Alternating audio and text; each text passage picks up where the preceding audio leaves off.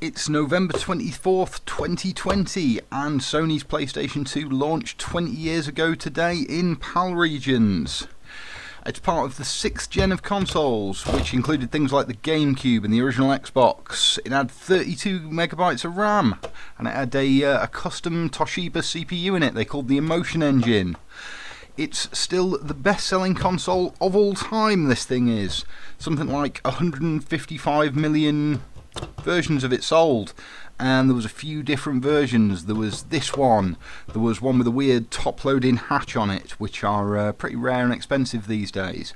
They also did a little slim one that fixed some of the initial disc laser problems this first one had. And oh man, did it have some good games. The launch lineup for this thing was a little bit hit and miss, but I reckon there's at least 5 good games in the launch lineup out of about, I think there's about 15 games in the launch lineup. So let's have a look at some of them.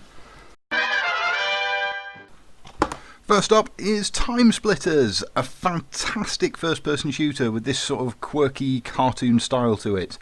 Pretty much the godfather to most PS2 shooting games, and there's a lot of things taken from this that we can see in modern games now. Kind of a spiritual successor to GoldenEye in terms of movement and shooting and aiming and no crosshair and that sort of thing. Free Radical, based in the UK. They were based in Nottingham. They went defunct many years ago. And wow, what a good game Time Splitters was. I think Time Splitters is one of these that came on the blue DVDs. Hang on. Yes, it did, yeah. The blue DVDs were a little bit strange. You'd end up with the first couple of revisions of the PS2 only reading certain kinds of discs. They were supposed to read all DVDs, but a lot of them would only read these blue CDs, rather, because they're not DVDs at all, are they?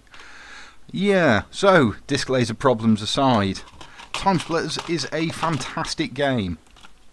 I particularly remember the Chinatown level on this.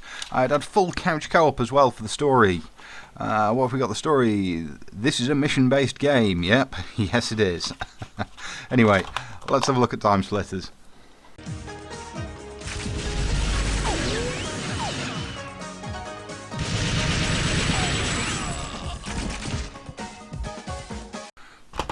Next up is Tekken Tag Tournament. Now this takes a lot of the characters from the first 3 on PlayStation, and I think this was an arcade port, or there was an arcade version of Tekken Tag at least. It's the first fighting game available for the PS2, and it is brilliant. So it takes that traditional 1v1 fighter and adds it so that you can have 2 characters on each team, and you can switch between them for combos and tag-ins and that sort of thing, and it just works really well. We've got Jin Kazama on the front cover. Let's have a look in the manual, see if there's anything fun. That might be Jun Kazama, who's his mother or his sister or something, and Yoshimitsu with his lightsaber. Oh, I do like these old PS2 manuals. Warning, the purpose of this game is for entertainment purposes only. Please do not attempt these moves at home. Oh dear. As if some people could do these moves. I especially like the one where Jin turns into a devil and flies and fires lasers from his eyes. Anyway, this is a great fighting game. Let's have a look at it. Fight!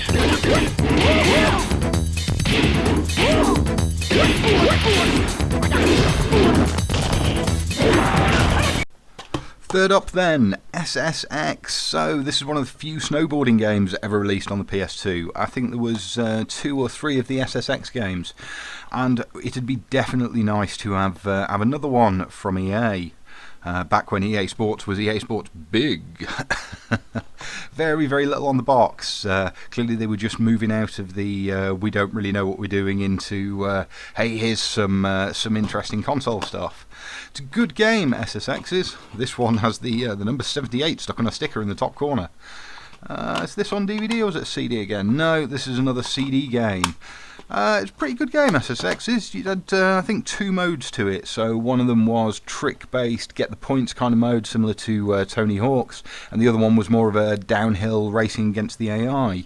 Not sure if this was 2-player. No, 1 or 2 players. Okay, had it in my head that it was single-player only, but I guess not. Yeah, it'd be really nice to get a remaster of SSX, because there's not all that many snowboarding games around, especially not for modern systems.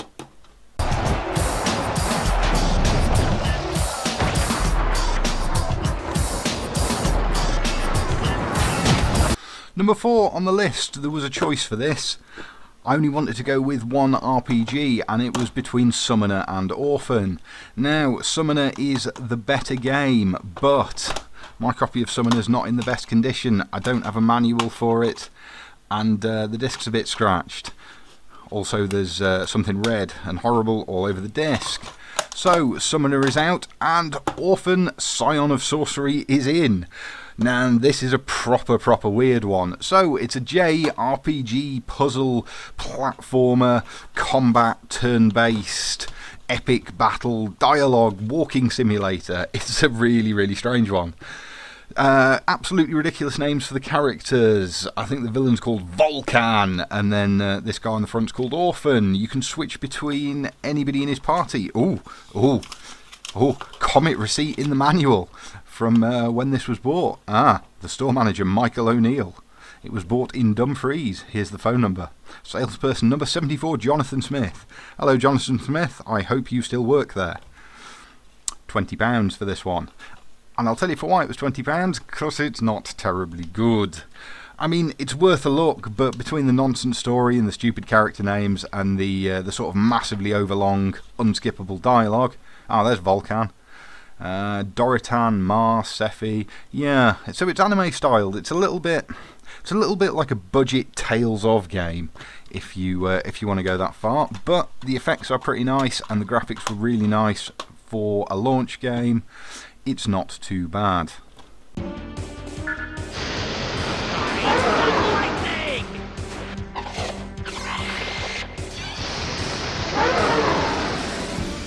And we've got a very weird game to finish with.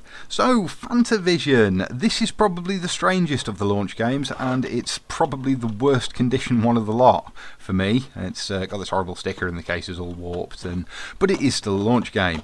Sadly, I don't have a better copy of it. I also don't have the manual for this one, which is a shame. So, Fanta Vision, you detonate fireworks with sort of a laser ray beam, and you try and get 3 in a row, and then you can chain that for combos and increase your score. And it's a very difficult and tricky game to play, because it's hard to understand how to play it. But does it look pretty. I mean, you'd expect firework effects to look pretty good, but when this came out straight off the back of PS1 games, it just looks incredible. Even all the UI and the menus and everything are super nicely done. And to be honest, it's still loads of fun even now. Interesting quirk with this, there was totally different music on the Japanese version, and I think the Japanese version got a load of CD and vinyl releases, whereas we got nothing in the West. Anyway, let's have a look at Fanta Vision. Good. Bonus points. Energy up. 3 basic. That's it then, PS2 launch titles over and done with. Nice thing with the PS2, if you have it stood up, you can twist this little PlayStation logo on the front for whichever way round you want it, and it's got a really satisfying click when you do it.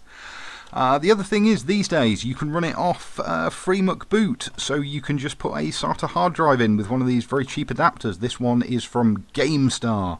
It was very cheap, and it means you can run emulators and things on it, like Mega Drive and NES, so the old PS2 is still holding up pretty well these days. It's a nice system, the PS2. I've got a lot of love for it, and if you didn't manage to get your hands on one of those fancy PS5s for 2020, then this one's definitely worth going back and having a look at. If I managed to miss any launch titles that you really loved, let me know in the comments below, because there's so many good games for this system. It is unreal. Anyway, thanks very much, guys. Bye bye. Subscribe for more.